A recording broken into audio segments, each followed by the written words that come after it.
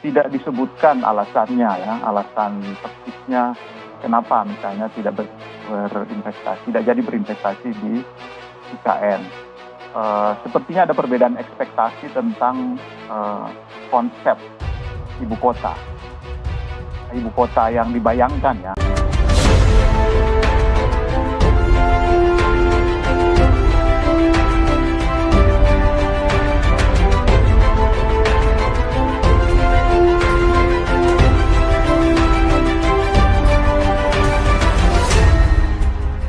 Tonton video ini sampai selesai agar Anda tidak gagal paham.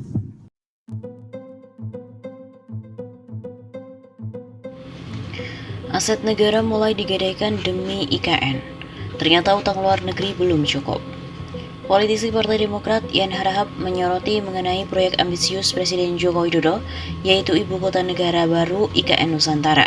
Agar proyek IKN dapat terwujud, Jokowi melakukan segala cara, padahal ekonomi Indonesia tengah carut-marut akibat pandemi COVID-19 serta krisis global.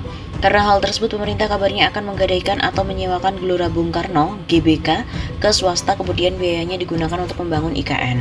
Melansir dari redaksi Lensa Indonesia pada 18 April 2022, pemerintah telah menerbitkan Peraturan Pemerintah Nomor 17 Tahun 2022 tentang pendanaan dan pengelolaan anggaran dalam rangka persiapan, pembangunan dan pemindahan IKN.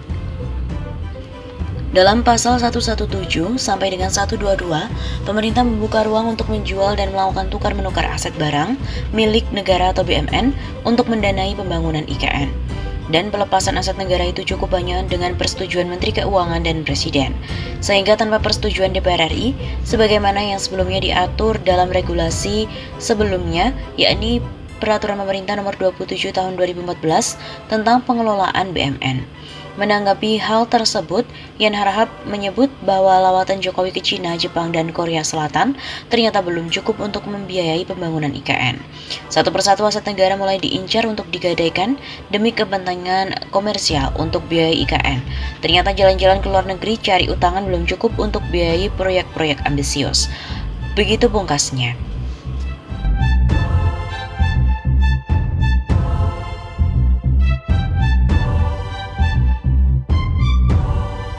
Proyek IKN terancam batal, investor utama asal Jepang mundur karena tak yakin dengan Bambang Susantono.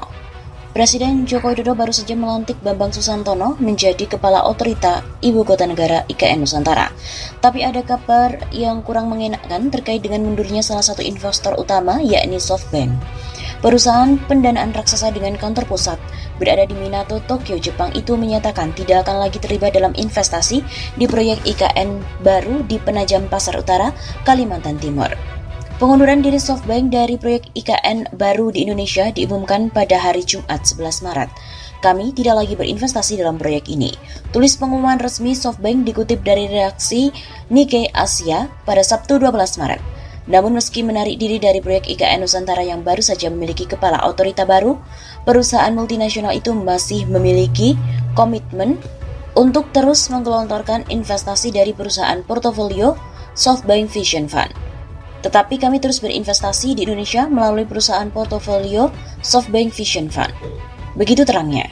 Namun mundurnya SoftBank dari rencana investasi terhadap proyek IKN Nusantara baru di Indonesia ini cukup mengejutkan. Terlebih proyek IKN telah diproyeksikan sejak lama. Apalagi proyek ini merupakan agenda yang dikerjakan oleh negara dan jangka panjang yang akan berlangsung beberapa tahun atau multi-years. Maka cukup meyakinkan dan memiliki prospek jangka panjang. CEO SoftBank, Masayoshi Son, sudah menjabat komite pengarah proyek. Selain itu, di awal Presiden juga mengumumkan rencana pembangunan proyek IKN Nusantara pada tahun 2019. Ketua dan juga CEO SoftBank, Masayoshi Son, sudah berkomitmen untuk turut serta mengambil bagian dari proyek tersebut. Bahkan dia juga sudah ditunjuk sebagai anggota komite pengarah proyek pembangunan IKN Nusantara. Dia duduk di jabatan tersebut bersama dengan putra mahkota Abu Dhabi Muhammad bin Zayed Al Nahyan dan mantan Perdana Menteri Inggris Tony Blair.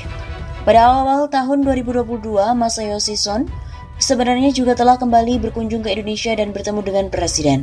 Keduanya saat itu melakukan pembahasan terhadap proyek-proyek potensial yang bisa didanai oleh SoftBank. Di antaranya proyek terkait dengan kota pintar baru, teknologi baru, kemudian kota bersih dan juga banyak air. Itulah yang akan mereka dukung secara investasi. Seperti diinformasikan sebelumnya, SoftBank telah banyak bertindak sebagai investor untuk beberapa proyek dan juga bisnis di Indonesia. SoftBank juga berinvestasi di perusahaan GoTo dan juga Grab. Perusahaan ini memang dikenal sebagai korporasi yang banyak mendanai platform bisnis khususnya di Asia Tenggara. Sementara untuk Vision Fund, yang juga merupakan bagian dari SoftBank, diketahui juga menggelontorkan investasi di Funding Societies yang berkantor di Singapura, sama seperti GoTo dan juga Grab. Perusahaan tersebut yang bergerak dalam bisnis pemberian pinjaman digital di negara Asia Tenggara termasuk Indonesia, dan sampai berita ini diturunkan masih belum ada pernyataan resmi dari Presiden Jokowi terkait mundurnya SoftBank dari rencana investasi di proyek IKN Nusantara.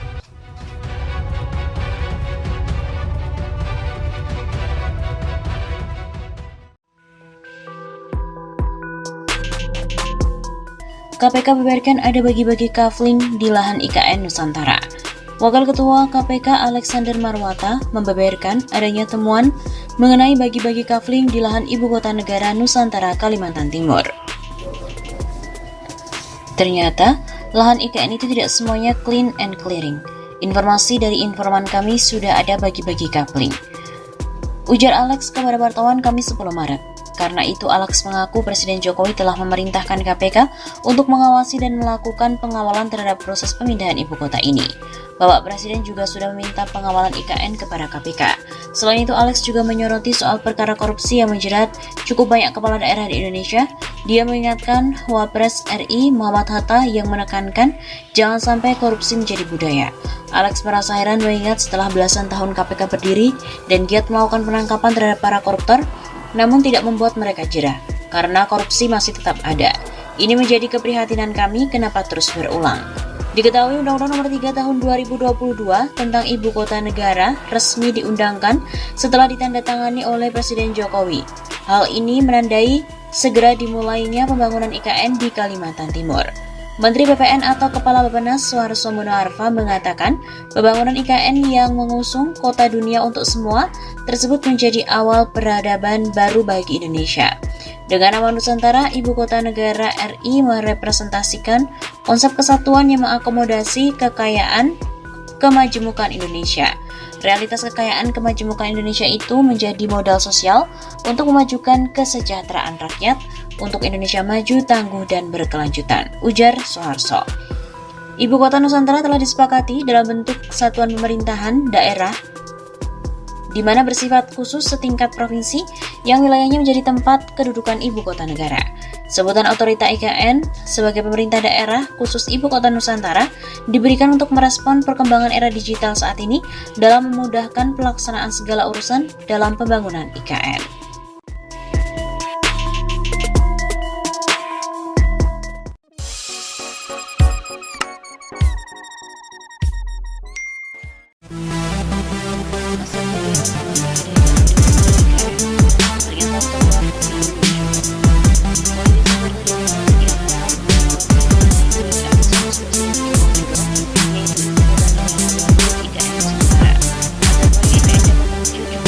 Segala cara, padahal ekonomi Indonesia tengah carut-marut akibat pandemi COVID-19 serta krisis global.